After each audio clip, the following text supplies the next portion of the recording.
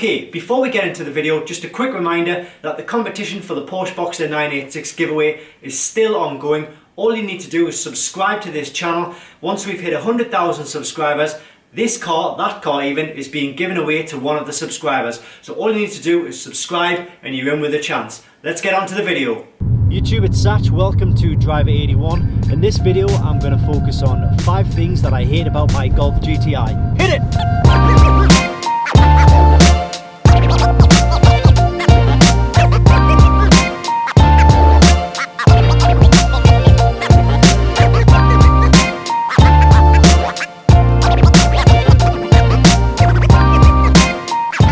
So the first thing that I hate about this car, and I'm guessing it has a lot to do with the fact and how I drive the car, it is the fuel consumption. I do not recall what the factory figures state that the fuel consumption should be for this car. However, I'm looking at my speedo right now and I'm getting 23 miles per gallon. Not great, but then again, I do put my foot down. I do tend to horse it everywhere I go. I bought it so I could put my foot down on it. I didn't drive it, I didn't buy it, rather, so I could keep an eye on the MPG. I bought it to have fun. That's exactly what I do in it. And obviously that's why I'm getting quite poor miles per gallon. But of course, it can always be better. The more I put my foot down, the more it costs me. So the miles per gallon on this car, or the fuel consumption, is something I'm not overly thrilled about, but it is what it is.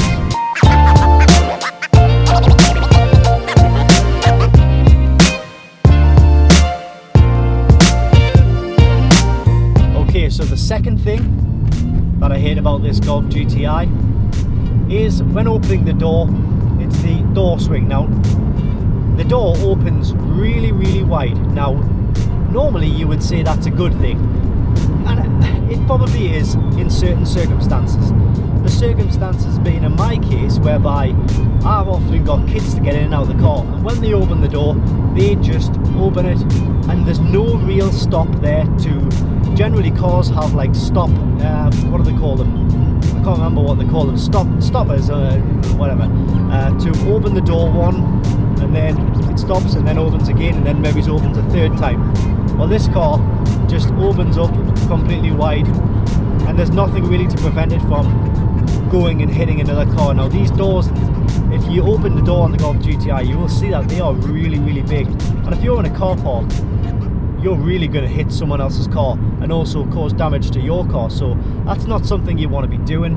I hate shopping trolley dings or door dings when someone else has got out and hit your door. I can't abide that.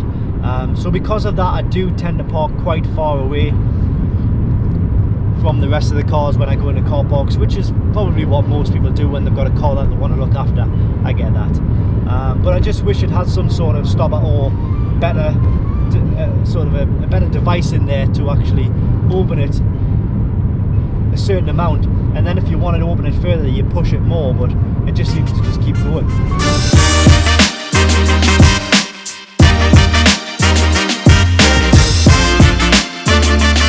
Okay, the third thing that I hate about this Golf GTI is one thing that has been partially fixed on this car.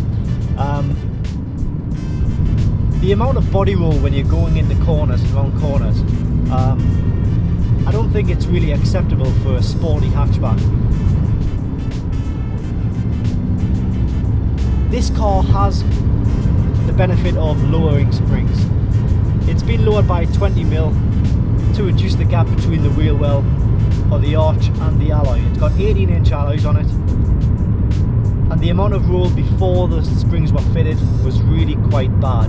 It is better now, so it's partially resolved, if you like, but still, for me, I still think that there's still quite a bit of body roll in it when I'm going around corners. I wouldn't really want to go down the route of lowering this car anymore, because I think if you start lowering it any more than 20mm with 18-inch alloys, we're starting to get into a whole different scene and a whole different look of GTI that I don't really want to go down that route. That's fine if that's your thing, absolutely no problem with that, but it's not my thing. So that's, you know, the bit of body roll. Maybe if I got coilovers on, that might resolve it, which it probably would. But do I really want to go spending £1,000 on a set of coilovers? Not really. I'm just going to live with it.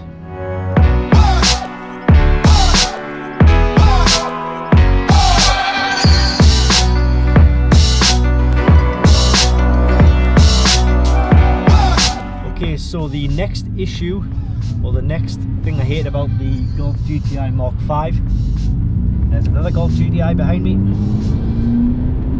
No, it's not. It's a Mark 5 though. Yeah. So the fourth thing that I hate about this Golf GTI is the sound of the engine. It's the ticking engine, which unfortunately is a characteristic of the TFSI engine.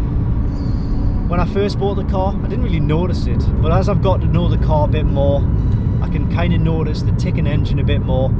It kind of led me into thinking that maybe there was something wrong with the car. However, after hearing and seeing a lot of other Golf GTIs which are exactly the same as this, it did kind of put my mind at rest, knowing that other cars do that as well. And it, as I say, it is a characteristic of the TFSI engine. So if your Golf GTI does have a bit of a ticking noise or a ticking sound, or you think it's louder than it should be, then the chances are it's probably not. It's probably normal. You just have to live with it. It's a 12-year-old car.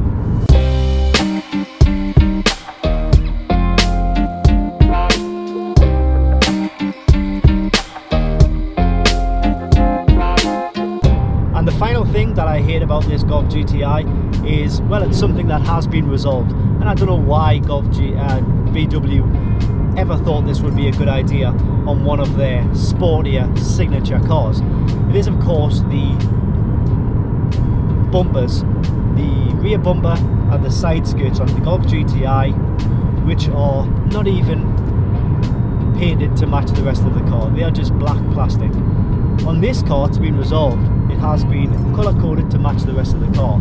But why VW think it was a great idea to make a really good car and just not even finish it properly? It doesn't make sense. A lot of people do go down the route of getting them sprayed to match the rest of the car, and it gives the whole car a much cleaner look. Yes, it's not going to be original, and there are purists out there who will keep it exactly as it came out of the factory. That's fine, but it's not the way I like it. On this car anyway. So thankfully on this car it has been resolved. The items in question have been resprayed to match the car, and it flows nicely now.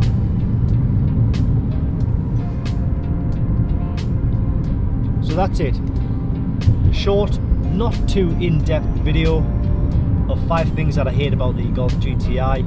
Really serves as a, I don't know, maybe a buyer's guide if you are looking at buying one of these Golf GTIs and you want to think about the things that other people don't like, or any other users, what their experiences are with the Golf GTI, and hopefully this may well help you. So thanks for watching the video. Please like the video. Please also subscribe to the video. I'm trying to get 100,000 subscribers. At the minute I'm at about 23,000 subscribers, so the more you subscribe, the more of these videos I can make, and it really helps with the channel. So yeah, let's get 100,000 subscribers on the channel. 100 comments on this video. I will pick 5 of you at random and I'll send you something weird. Thanks for watching. I'll see you next time.